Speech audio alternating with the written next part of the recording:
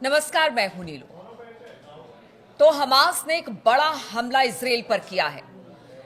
हम आपको बता दें कि लगातार इजराइल गजा पट्टी पर हमला करता रहा है। पिछले कुछ दिनों में हमने देखा कि कितने लोग गजा पट्टी में मारे गए, कितने फिलिस्तीनियों ने अपनी जान गंवाई, लेकिन अब इसका जवाब हमास ने दिया है। एक बड़ा अटैक इजराइल पर हमास ने किया है। बातचीत करने के लिए मयंक मेरे साथ जुड़ गए हैं। इजराइल जिस तरह से लगातार हमले कर रहा था गजा पट्टी में, बहुत सारे लोगों ने अपनी जान गंवाई, अब उसका जवाब हमास ने दिया है।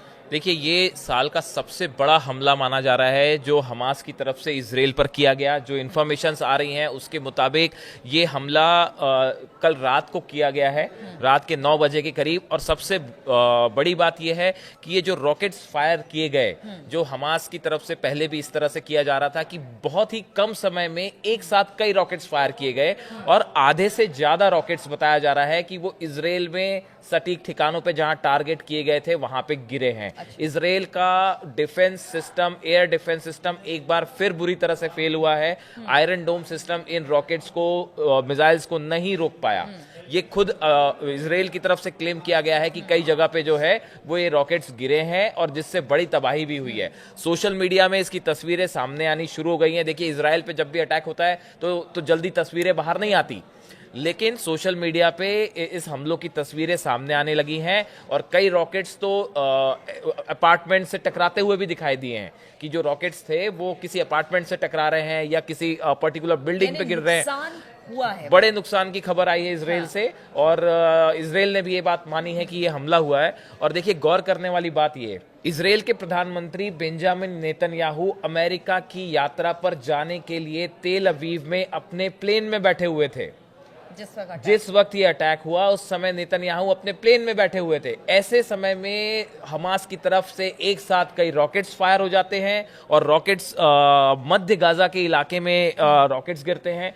उसके बाद जैसी ये खबर आई कि हमास की तरफ से रॉकेट्स फायर हैं और उससे बड़ा नुकसान हुआ इजराइल में, इजराइल के जो डिफेंस मिनिस्टर हैं कार्ड्स, उन्होंने फौरन फोन किया नेतन्याहू को। वो प्लेन में थे और उनको पूरा अपडेट किया गया कि भाई बड़े तौर पे हमास की तरफ से हमला हुआ है। उसके बाद प्लेन में बैठे बैठे नेतन्याहू की तरफ से निर्देश दिए गए कि भाई कैसे रिएक्ट करना है। इसकी सोशल मीडिया में बहुत ज्यादा चर्चा हो रही है।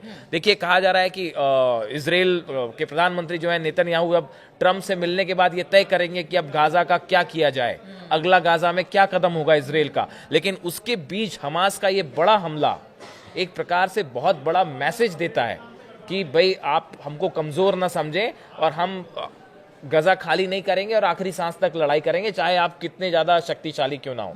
और देखिए, जो हमले हुए हैं ये मध्य गाजा के दीर अल बलाह जो इलाका है वहां से अश्कलोन और अशदोद, ये जो 3 इलाके हैं, खासकर अश्कलोन पे जिसकी इमेजेस सामने आई हैं हमले की, जो एक बिल्डिंग पे रॉकेट्स टकराते हुए दिखाई दे रहे हैं, ये अश्कलोन इलाके के हैं।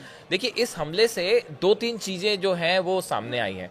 पहली चीज तो ये कि इन रॉकेट्स को लेके ईरान का डिफेंस सिस्टम, खासकर आयरन डोम का फेल होना, ये लगातार इजराइल के साथ ये हो रहा है। पिछले काफी समय से इजराइल के ऊपर जो हमले हुए हैं उनको रोकने में हम देख रहे हैं कहीं ना कहीं इजराइल का डिफेंस सिस्टम नाकाम हो रहा हो, चाहे वो आयरन डोम सिस्टम क्यों ना हो। और अब थार्ड सिस्टम भी, जो हमने अपने पिछले वीडियो में चर्चा की कि अमेरिका की तरफ से थार्ड सिस्टम की सेकंड जो सप्लाई है वो इजराइल आ गई है, कर दी गई है।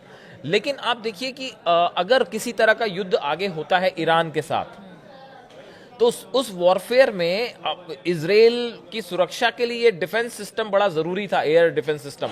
लेकिन अगर वो फेल हो रहा है जैसा बार बार दिख रहा है, तो ये इजराइल के लिए और नेतन्याहू के लिए बड़ा झटका है। ये सिस्टम फेल हो रहा है मयंक, और लेकिन सबसे बड़ी बात ये है कि गजा पट्टी में जिस तरह की तबाही पिछले कुछ दिनों में हमने देखा कि इजराइल की तरफ से की गई, अंदर तक इजरायली सेना घुस गई है। इसके बावजूद भी अगर हमास वहां से वार कर रहा है इजराइल पर, तो ये बड़ी बात है, क्योंकि अब भी उन तक, वहां तक नहीं पहुंच पाई है इजरायली सेना। देखिए, अभी परसों की बात है कि हमास के जो प्रवक्ता हैं, स्पोक्स पर्सन है, उनकी तरफ से एक बयान जारी किया गया। उन्होंने कहा कि देखिए, जिस इलाके में अमेरिकन फोर्सेस हमला कर रही हैं, इन्हीं में से एक इलाकों में वो बंधक भी रखे गए हैं। और अगर आपकी स्ट्राइक में बंधक मारे जाते हैं तो उसके जिम्मेदार आप होंगे। ये हमास की तरफ से साफ साफ कह दिया गया है कि आप लगातार स्ट्राइक कर रहे हैं, एयर स्ट्राइक हो रही है, ड्रोन स्ट्राइक हो रही है, मिसाइल स्ट्राइक्स हो रही हैं, और आपकी किसी मिसाइल अगर या एयर स्ट्राइक में अगर बंधकों को हमने जहां रखा है वहां पे स्ट्राइक हो जाती है और वो मारे जाते हैं तो जिम्मेदार आप। तो देखिए, एक बात तो है कि इजराइल वो बंधक कहाँ है पता लगाने में पूरी तरह से फेल है। उसके बाद आपने ठीक कहा कि इतने हमलों के बाद भी जो अल कासिम ब्रिगेड है, हमास का जो यूनिट है, इसके पास देखिए ईरान की तरफ से भी इसमें कोई दो मत नहीं है कि ईरान की तरफ से भी जो है वो हथियार सप्लाई हो रहे हैं। भले अभी वो चैनल कुछ समय के लिए बाधित रहा, लेकिन इसका मतलब ये नहीं है कि हमास के हथियार खत्म हो गए हैं या उसके पास सप्लाई रुक गई है पूरी तौर पे। तो ये जो अटैक है, इससे दो तीन संदेश बड़े साफ हैं कि हमास की तरफ से कि हम झुकने वाले नहीं है। आप अमेरिका जाके चाहे कोई डील कराइए, अगर आप चाहते हैं कि फिलिस्तीनी खाली कर देंगे गजा को, तो ऐसा नहीं होने वाला। बंधकों को हम तभी छोड़ेंगे जब आप हमसे टॉक्स करेंगे। बिना शर्तों के जो है उनको नहीं छोड़ा जाएगा। और तीसरा, अगर आप हम पे हमला करते हैं, फिलिस्तीनियों को हटाने की कोशिश करते हैं, तो आपको करारा जवाब दिया जाएगा। ये तीन संदेश जो है वो हमास की तरफ से क्लियर है।